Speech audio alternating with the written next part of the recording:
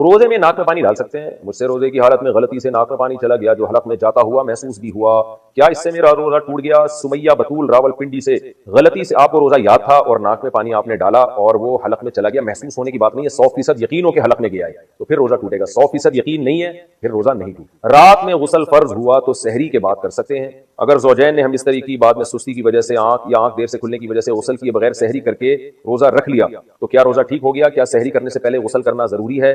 راؤ محمد عبداللہ راولپنڈی سے، نہیں جی، بغیر غسل کیے بھی آپ سحری کھا سکتے ہیں، سحری کرنے کے بعد پھر فرض نماز پڑھنے سے پہلے آپ غسل کر لیں، کیونکہ نماز قضا کرنا گناہ کبیرہ ہے۔ تو روزے کا غسل سے کوئی تعلق نہیں ہے، غسل کا تعلق نماز سے ہے، روزے سے نہیں۔ پاکستان سے دبئی پہنچے تو پتہ چلا وہاں روزہ تھا۔ میں پاکستان سے دبئی آیا تھا، پاکستان میں اس وقت روزہ نہیں تھا، اگلے دن روزہ تھا۔ میں جب دبئی پہنچا تو یہاں روزہ تھا، لیکن میں نے سحری نہیں کی، اس لیے روزہ نہیں رکھا میں نے، کیا وہ روزہ مجھے عید کے بعد قضا کرنا پڑے گا؟ محمد عامر دبئی سے۔ جناب محمد عامر صاحب، چونکہ آپ جب پاکستان میں تھے سحری کا وقت جو تھا وہ دبئی میں نہیں شروع ہوا بلکہ راستے میں ہی سحری کا وقت شروع ہو گیا اور آپ نے روزہ نہیں رکھا، اور جب آپ دبئی پہنچے تو وہاں روزہ تھا، تو چونکہ آپ پہ یہ روزہ واجب نہیں ہوا تھا، واجب اس لیے نہیں ہوا تھا کہ سفر کے دوران آپ دبئی میں نہیں تھے، اس وقت سحری کا وقت ختم ہو چکا تھا دبئی پہنچنے سے پہلے ہی، چونکہ یہ روزہ سرے سے آپ پر لازم ہی نہیں ہوا تھا، آپ پاکستان کے حساب سے تھے اس وقت، تو جب لازم ہی نہیں تھا تو اس روزے کی قضا پھر آپ پر لازم نہیں ہوگی، کیونکہ روزے میں تجزی نہیں ہوتی، ٹکڑے ٹکڑے نہیں کیا جا سکتا روزے کے اجزاء، تو اس لیے روزہ کی قضا اس وقت لازم ہوتی جب آپ صبح صادق سے پہلے دبئی پہنچ جاتے، اور پھر دبئی میں آپ مسافر ہونے کی وجہ سے روزہ چھوڑ بھی دیتے تو بعد میں آپ پر قضا واجب ہوتی، اور اگر رکھ لیتے تو پھر رکھ لیتے، لیکن آپ چونکہ صبح صادق کے بعد دبئی پہنچے ہیں تو یہ روزہ شرعاً آپ پر لازم ہوا ہی نہیں تھا، جب لازم نہیں ہوا تھا تو پھر آپ پر اس کی قضا لازم نہیں۔ سحری کب تک کھا سکتے ہیں؟ اگر صبح صادق کے 1 منٹ بعد تک کچھ کھا پی لیا تو کیا روزہ ہو جائے گا؟ جائز نہیں ہے صبح صادق کے 1 منٹ بعد، جیسے اگر ٹائم لکھا ہوا ہے 5:55 فار ایگزامپل اور آپ نے 5:56 تک کھا لیا تو ناجائز کام تو کیا، لیکن روزہ اس لیے نہیں ٹوٹے گا کہ یہ جو سحری کے اوقات لکھے ہوئے ہوتے ہیں نا کہ 5:55 5:56 یہ 100% 100% یقینی نہیں ہوتے، تو اس لیے اس میں الیقین لا یزول بالشک والا قاعدہ چلتا ہے کہ 55 کے بجائے آپ نے 56 پہ کھا لیا، 56 تک 1 منٹ اوپر ہو گیا تو چونکہ 100% یقین نہیں ہوا ابھی سحری ختم ہونے کا تو ہم یہی سمجھیں گے کہ گویا ابھی وقت ختم نہیں ہوا، تو یہاں فائدہ پہنچایا جائے گا روزہ رکھنے والے کو، لیکن 2 منٹ ہو گئے تو پھر جو ماہرین فلکیات ہیں وہ کہتے ہیں 2 منٹ اتنی تاخیر ہے کہ پھر آپ دوبارہ قضا کریں اس روز، لیکن اتنی تاخیر درست نہیں ہے، بلکہ ماہرین فلکیات تو یہ کہتے ہیں کہ اگر سحری کا وقت لکھا ہے 5:55 تو آپ احتیاطاً 54 منٹ پہ ختم کر دیں احتیاطاً، تو اس لیے دیر نہ کریں، لیکن 1 منٹ اگر اوپر ہو گیا تو اس سے روزہ ٹوٹے گا۔ شوگر لیول کم ہو گیا تو روزہ توڑ سکتے ہیں؟ میرا شوگر لیول اکثر کم ہو جاتا ہے، اگر روزہ نہ ہو تو کچھ میٹھا کھا لیا جائے تو بہتر ہو جاتا ہے، لیکن روزے کی حالت میں شوگر لیول کم ہو جائے تو کیا روزہ توڑنے کی گنجائش ہوگی؟ جی ہاں بھائی، گنجائش نہیں، آپ پر تو شوگر کے مریضوں پر تو یہ چیز لازم معلوم ہوتی ہے، کیونکہ ہم نے اپنے ریلیٹیوز میں دیکھا ہے شوگر کے پیشنٹ تھے، روزہ رکھا، شوگر لیول ڈاؤن ہوا اور انا للہ ہو گیا ان کا اچانک، تو شوگر کے مریض کو ہر وقت اپنی جیب میں چینی رکھنی چاہیے، اگر وہ روزہ رکھتا ہے تو چینی ہر وقت اپنے پاس رکھے، اگر روزے میں ان کی طبیعت خراب ہونے لگے اور اندازہ ہو جائے کہ انا للہ ہونے والا ہے تو فوراً چینی کھا لیں تاکہ انا للہ ہونے سے ان کی حفاظت ہو جائے، تو شوگر کے مریض روزہ رکھیں لیکن اپنے ساتھ چینی رکھیں ہر وقت، کیونکہ جان بچانا بہرحال پہلے ضروری ہے، اور بیمار آدمی کو اللہ نے اجازت دی ہے تو اللہ کی اجازت سے فائدہ اٹھانا چاہیے۔ ہمارے ایک جاننے والے ایک سفر میں میرے ساتھ تھے، ان کو کہیں بس میں الٹیاں ہو گئی، گاڑی میں الٹیاں ہو گئی، تو اب مجھے تو پتہ نہیں تھا کہ ان کو شوگر ہے اور یہ کوئی مسئلہ ہے ان کے ساتھ، تو ہم تھے بھی تھر کے سفر میں، صحرا میں، بالکل کوئی نہ ہوٹل قریب میں نہ کھانے پینے کی کوئی جگہ، تو وہ جناب چکر آ رہے ہیں اور بالکل مرنے لگے وہ، تو ہمارے بچے بھی تھے ساتھ میں، شکر ہے کسی بچے کے پاس سے ایک ٹافی نکل آئی، تو وہ ٹافی میں نے ان کے منہ میں ڈالی ہے تو تھوڑی دیر میں ایک دم ان کی آنکھیں کھلی اور صحیح ہو گئے، بالکل فٹ فاٹ ہو گئے نا، اللہ کا فضل اب تک صحیح ہے، تو اس وقت مجھے اندازہ ہوا شوگر کے مریض کو ہر وقت اپنے پاس لالی پاپ اور ٹافی اور چاکلیٹوں اور چینی اور گڑ اور مٹھائیوں کا انتظام رکھنا چاہیے ہر وقت روزے میں۔ اچھا وہ تو ان کی حالت ایسی ہو گئی، میں بتا بھی نہ رہے کہ مجھے میٹھا کھلاؤ، وہ تو ہمیں ہی خیال آیا کہ لگتا ہے ان کو شوگر ڈاؤن ہو گئی ہے، تو اللہ نے ان کو زندگی دے دی، بچ گئے الحمدللہ، اور جوان آدمی ہے، کوئی زیادہ بوڑھے بھی نہیں ہے۔ کتنے سونے پر زکوٰۃ ہے؟ میری بیوی کے پاس استعمال کے لیے سونا ہے، بیوی کے پاس کتنا سونا ہو تو اس پہ زکوٰۃ فرض نہیں ہوتی، اور کتنے سونے پر زکوٰۃ فرض ہوتی ہے؟ نیز نقد پیسے کتنے ہوں تو زکوٰۃ فرض ہوتی ہے؟ ممتاز علی خان دبئی سے۔ ممتاز علی، سونا اگر استعمال کا بھی ہو تو زکوٰۃ ادا کرنا اس پر لازم ہے، واجب ہے، باقی کتنے سونے پر ہوتی ہے؟ تو اگر کسی کے پاس سونا، چاندی، مال تجارت اور نقدی یعنی کیش رقم، ان میں سے کچھ بھی نہیں ہے، صرف سونا ہی ہے، تو پھر 7.5 تولے سونے سے کم پہ نہیں ہوتی، لیکن آج کل دنیا میں کوئی بھی ایسا نہیں ہے جس کے پاس صرف سونا ہی ہو، 1 روپیہ بھی نہ ہو، تو جب 1 روپیہ بھی آپ کے پاس یعنی آپ کی وائف کے پاس اگر ہے، یا تجارتی مال اسے کہتے ہیں جو بیچنے کے لیے خریدا ہو، تو ان میں سے کوئی بھی چیز تھوڑی سی بھی ہے جو کیش رقم بھی ہے تو پھر سونے کا نصاب نہیں ہوتا، پھر 52.5 تولہ چاندی کا نصاب ہوتا ہے، تو پھر اگر 52.5 تولہ چاندی کے برابر اگر آپ کی وائف کے پاس سونا ہے تو زکوٰۃ دینا واجب ہے، اور 52.5 تولہ چاندی کے ریٹ بدلتے رہتے ہیں، آپ میرا خیال ہے دبئی سے ہیں تو دبئی میں دیکھ لیں 52.5 تولہ چاندی کے کیا ریٹ ہیں، اس حساب سے آپ دیکھ لیں، کبھی 40,000 ہوتے ہیں، آج کل 50 کے لگ بھگ ہے میرا خیال ہے، تو پھر اس پہ زکوٰۃ فرض ہے، اور کتنے پیسے ہوں تو وہ بھی 52.5 تولہ چاندی کے برابر پیسے ہوں تو زکوٰۃ فرض ہوتی ہے۔ اگر پیسے 52.5 تولہ چاندی سے کم ہے، سونا بھی کم ہے، تو دونوں کو ملا کے دیکھا جائے گا، اگر ملا کے مالیت 52.5 تولہ کے برابر ہے تو بھی زکوٰۃ فرض ہے۔ آج کراچی میں گرمی بھی ماشاءاللہ کافی زیادہ ہے، اللہ تعالیٰ اپنی توفیق سے ہمت دے دیتے ہیں روزہ رکھنے کی بھی، تراویح پڑھنے کی بھی، اس پر اللہ کا جتنا بھی شکر ادا کیا جائے کم ہے. لئن شکرتم لازیدنکم ولئن کفرتم ان عذابی لشدید. فرمایا اگر شکر کرو گے تو میں اپنی نعمتوں میں اضافہ کروں گا اور اگر ناشکری کرو گے تو میرا عذاب بہت سخت ہے. شکر جو ہے یہ صرف دنیاوی نعمتوں پر نہیں ہوتا. اللہ نے آپ کو صحت دی, مال دیا, عافیت والی زندگی دی, صرف اس پہ شکر نہیں ہے. اگر کسی نیکی کی اللہ نے آپ کو توفیق عطا فرمائی تو اس پر بھی اللہ کا شکر ادا کرنا لازم ہے. رمضان میں سب سے بڑا اللہ کا احسان یہ ہے کہ اللہ آپ کو فرض روزے پورے کرنے کی توفیق دے دے.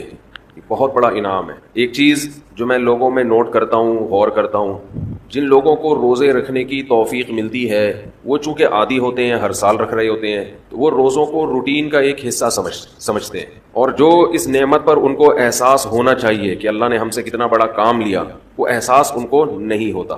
جب اللہ آپ کو کوئی بڑی نعمت دیتا ہے تو اللہ بھی یہ چاہتا ہے کہ یہ اس نعمت پر خوش ہوں. کسی نے آپ کو بہت بڑا گفٹ دیا, آپ نے ایسے لے کے سائڈ پہ رکھ دیا, دیکھا بھی نہیں اس کو, تو یہ دینے والے کی بھی بے اکرامی ہے. تو جیسے اللہ یہ چاہتے ہیں کہ لوگ گناہوں پہ خوف زدہ ہوں, گناہ کر کے ندامت ہو, جرم کا احساس ہو, اسی طرح اللہ یہ چاہتے ہیں کہ نیکی کر کے ان میں شکر کا جذبہ پیدا ہو, خوشی محسوس ہو. اگر کوئی شخص گناہ کرتا ہے تو جس کا آخرت پر یقین نہیں ہے اسے گناہ کر کے کبھی بھی شرمندگی محسوس نہیں ہوتی, وہ کرتا چلا جائے گا. لیکن اگر آپ گناہ کرنے کے بعد شرم محسوس کرتے ہیں, ندامت ہوتی ہے, تو یہ ایمان کی علامت ہے, آخرت پر یقین کی علامت ہے, اللہ کے وجود کے یقین کی علامت ہے. بالکل اسی طرح اگر نیکی کر کے خوشی محسوس ہوتی ہے تو یہ بھی ایمان کی علامت ہے, خوشی کی, یہ بھی آخرت پر یقین کی علامت ہے. اور اس کا ایک دنیا میں فائدہ یہ ہوتا ہے کہ اس سے مزید نیکی کی توفیق ملتی ہے. رمضان میں شیطان ایک دھوکہ یہ دیتا ہے کہ آپ نے اگر روزے رکھے ہیں تو کون سا تیر مار لیا, ساری دنیا روزے رکھ رہی ہے. یہ شیطان کا بہت بڑا حملہ ہے. میرا معاملہ یہ ہے, الحمدللہ ہم سب روزے رکھتے آ رہے ہیں بچپن سے ہی. جب سے بلوغت کی دہلیز پہ قدم رکھا ہمارے گھر میں روزے کا معمول تھا, روزہ چھوڑنے کا تصور نہیں تھا. اب بھی نہیں ہے, پہلے بھی نہیں تھا, تو رکھتے آ رہے ہیں بچپن سے. بلکہ جب بالغ نہیں تھے اس وقت بھی رکھتے تھے. ہمارے بچے اب بھی رکھ لیتے ہیں, منع کرنا پڑتا ہے کہ بھائی نہیں رکھو, بچوں کو تو شوق ہوتا ہے کہ رکھنا ہے. تو الحمدللہ معمول ہے. لیکن اس کے باوجود میں یہ سوچتا ہوں کہ اے اللہ, میرے جیسے نالائق کو تو نے یہ توفیق دے دی کہ میں رمضان کے روزے رکھ رہا ہوں, یہ تیرا مجھ پہ بہت بڑا احسان ہے. انسان یہ سمجھے اپنے بارے میں کہ صرف میں ہی گویا رکھ رہا ہوں, مجھے باقیوں سے غرض نہیں ہے وہ کیا کر رہے ہیں, میرے اوپر تو بڑا احسان ہے اللہ کا. ہم تو نالائق ہیں بھائی. عام دنوں میں ایک روزہ رکھنے سے پہلے 10 دفعہ سوچتا ہے انسان کل رکھوں کہ نہیں رکھوں. رکھتا ہے تو ایسا سمجھتا ہے جیسے آج ہم نے بہت بڑا تیر مار لیا کوئی. اور رمضان آتا ہے, ہم جیسے مجھ جیسے نالائق کو اللہ توفیق دے دیتا ہے 29 یا 30 روزے رکھنے کی. 30 کی تو 15 سال ہو گئے, کوئی رپورٹ ہے ہی نہیں, 29 ہی ہوتے ہیں پاکستان میں. 29 روزے رکھنے کی اللہ ہم جیسے نالائقوں کو توفیق دے دے. تو بھائی میں تو اپنا معاملہ اللہ سے دیکھتا ہوں کہ مجھ سے تو نے اتنی بڑی نیکی کروا لی, مجھے کیا پتا بھائی قدیر بھائی کیا کر رہے ہیں, شاکر بھائی کیا کر رہے ہیں, رفیع بھائی ہیں, یہ تو روزہ رکھ کے پتہ ہی فرق ہی نہیں پڑتا ماشاءاللہ. روزے میں بھی ایسے ایسے گھوم رہے ہوں گے یوں کر کے, آپ دیکھ لیں کبھی ان کو آ کے.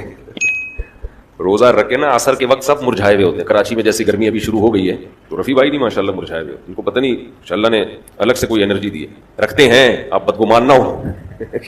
بعض دفعہ انسان اتنا فریش ہوتا ہے کہ لوگ سمجھتے ہیں کہ اس کا ہے ہی نہیں, یہ ہمیں یقین ہے کہ رکھتے ہیں. تو میں تو یہ دیکھتا ہوں کہ میرے جیسے نالائق کو اللہ نے توفیق دی. میں تو اس پہ خوش ہوں, میں تو اس پہ خوش ہوں کہ ہم جیسے تیسے ہیں, جتنے مرضی نالائق ہوں. او بھائی ایک روزہ نہیں, 2 نہیں, 3 نہیں, 4 نہیں, 5 نہیں, 6 نہیں, 7 نہیں, 8 نہیں, اللہ نے کتنے روزے ہم سے رکھوا لیے. تو ایک دل میں راحت محسوس ہوتی ہے, خوشی محسوس ہوتی ہے.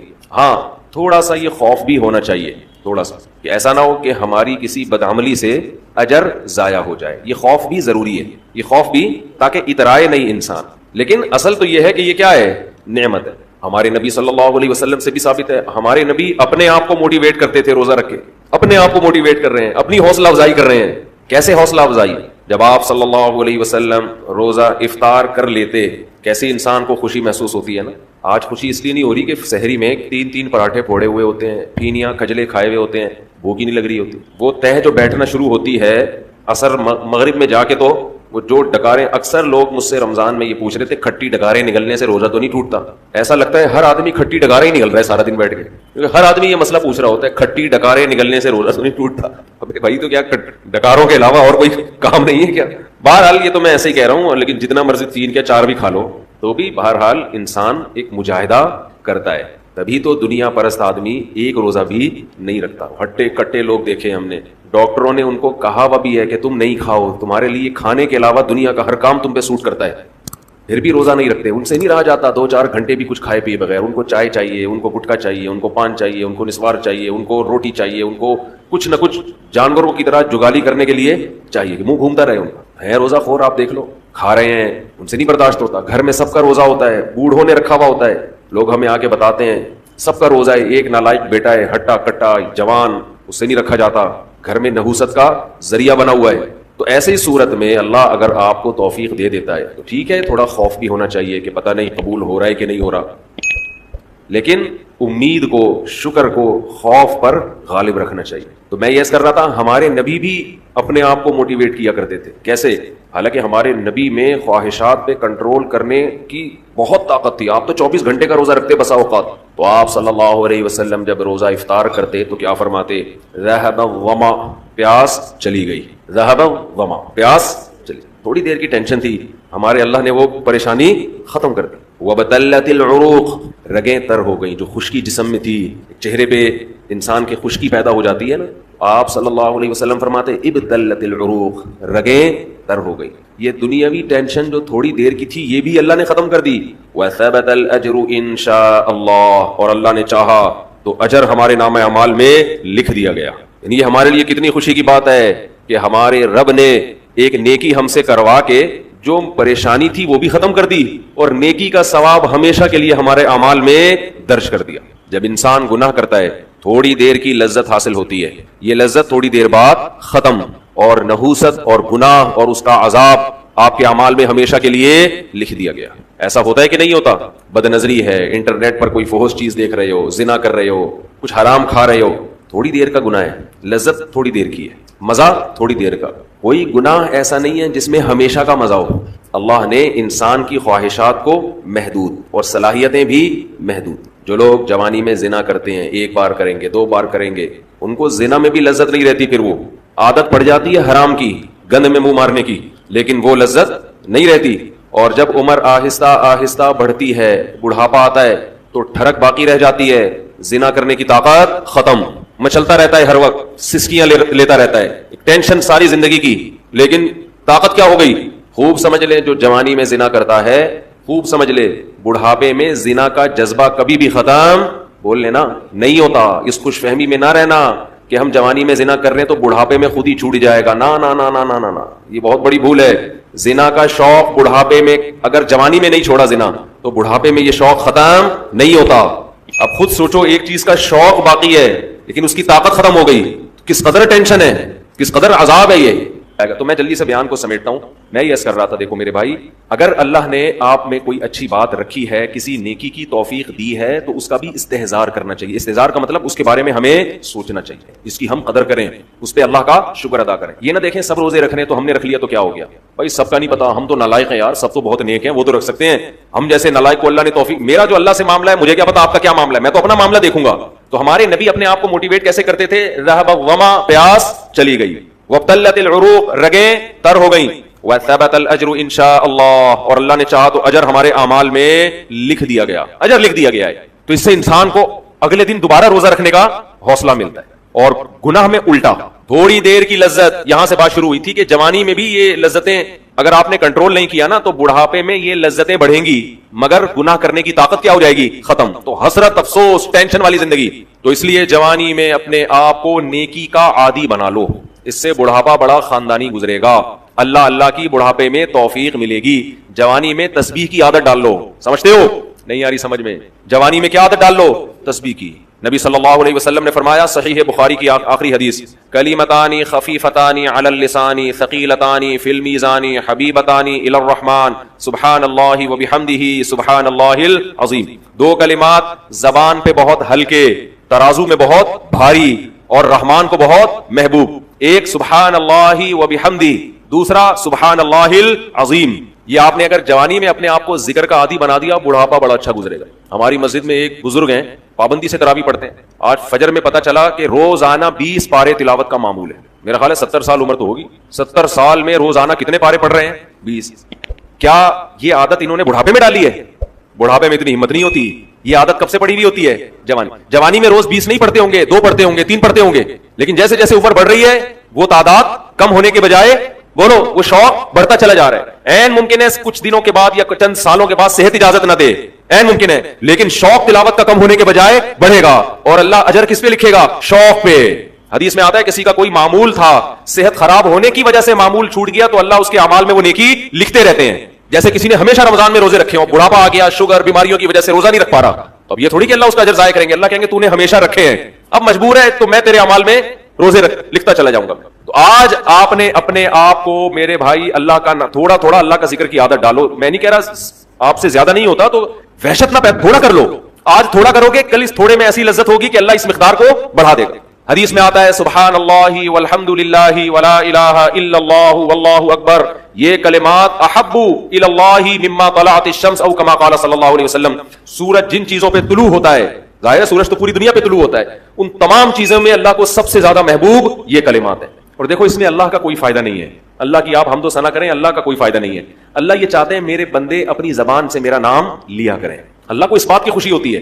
ہمارے حضرت ایک شعر پڑھا کرتے تھے, یہ جو اہل اللہ ہوتے ہیں نا ان کو ذکر کی بڑی عادت پڑ جاتی ہے. بار بار اللہ کا نام لیتے لیتے نا, شروع میں تو انسان کو عادت نہیں ہوتی, جب نام لیتا ہے بار بار ذکر, تو پھر اس کا ٹائم اللہ کے ذکر کے بغیر پاس نہیں ہوتا. پھر اس کو ایک کمی محسوس ہوتی ہے.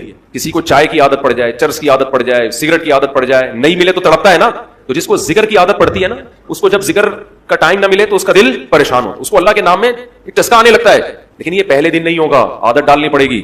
تو روز آنا اس کا معمول بنا لیں, 100 دفعہ صبح 100 دفعہ شام تسبیح کا معمول بنا لیں. اس سے کیا ہوگا؟ ابھی شاید دل نہ لگے آپ کا, لیکن جیسے جیسے عمر بڑھے گی اللہ کے نام کا چسکا لگنا شروع ہو جائے. بڑھاپا بہت اچھا گزرے گا, اللہ کو یاد کر کے گزرے گا. کھوپڑی شریف میں بات آ رہی ہے کہ نہیں آ رہی؟ اور اگر ہر وقت دنیا کے تذکرے کرتے رہنا, ہر وقت ویڈیو گیم لے کے بیٹھے ہیں, PUBG کھیل رہے ہیں, سانپ والا, تو سانپ والا ختم ہو گیا, اب آ رہا ہے سانپ والا. نوکیا میں آتا تھا سانپ لمبا ہوتا جا رہا ہے, اس کو پتہ نہیں فضول ٹائم ویسٹ کر رہے ہیں. ہم پریشان ہوتے ہیں یار, ہمارے پاس کاموں کو نمٹانے کا ٹائم نہیں ملتا. ہم تو چاہ رہے کاش یہ دن 24 گھنٹے کے بجائے 48 گھنٹے کا ہو جائے. اور لوگ کیا کر رہے ہیں کہ وہ باقاعدہ ارادہ کر کے ضائع کر رہے ہیں ٹائم. ہمارے تو کام نہیں نمٹتے. جب ہم رات کو سونے کے لیے لیٹتے ہیں تو کہتے ہیں یار آج کا دن بھی گزر گیا اور کام ویسے کے ویسے ہی, اور ادھر باقاعدہ ارادہ کر کے جو ہے نا ٹائم ضائع کیا جا رہا ہے کہ چلو ٹائم ویسٹ کرتے ہیں. ایسی چیز میں ٹائم گزر جائے نا جو ذہنی تفریح کا ذریعہ بنے تو بھی ٹھیک ہے, گپ شپ لگا لو دوستوں کے ساتھ بیٹھ کر. یہ کیا ہے یار, دماغ کو خام خا تھکا رہے ہو بیٹھ کے. تو اگر PUBG کھیلنے کی عادت ڈال لی تو جاؤ گوروں کا بڑھاپا دیکھو, اولڈ ہاؤس میں بڑھاپے میں سنوکر کھیلتے, کیرم بورڈ کھیلتے, لڈو کا نہیں مجھے پتا, یہ چیزیں کھیل رہے ہوتے ہیں بڑھاپے میں. اور ہمارا بوڑھا بڑھاپے میں ایک دن میں 20 پارے ختم کر رہا ہے. سمجھتے ہو کہ نہیں؟ وہ نماز میں دل بہلا رہا ہے, وہ تہجد میں اس کا ٹائم گزر رہا ہے. تو یہ کیسی عجیب بات ہے. آپ جائیں وہاں, ایک صاحب نے مجھے کہا کہ میں نے یورپ میں بڈھی عورتوں کو دیکھا, بڈھی عورتیں 5-6 بڈھی عورتیں بیٹھی ہوئی اور جوا کھیل رہی ہیں, تاش کھیل رہی ہیں. کہہ رہے مجھے یاد آیا یار, ایک ہماری بوڑھی ہیں, ہماری بوڑھی عورتیں مصلے پہ بیٹھی ہوتی ہیں, اللہ اللہ کر رہی ہوتی ہیں, آخری وقت اللہ کا نام لے کے گزار رہی ہوتی ہیں, اور ایک ہی بڑھیاں ہیں اور کیا کھیل رہی ہیں؟ تاش کے پتے. اچھا لگتے ہیں بڑھاپے میں یہ. ہمارے بوڑھے کو دیکھو, آدمی کا دل چاہتا ہے اس سے دعا کروائے کہ بابا جی میرے بھی سر پہ ہاتھ رکھو. جو تاش کھیل رہی ہو بیٹھ کے, اس بڈھی سے دل چاہے گا؟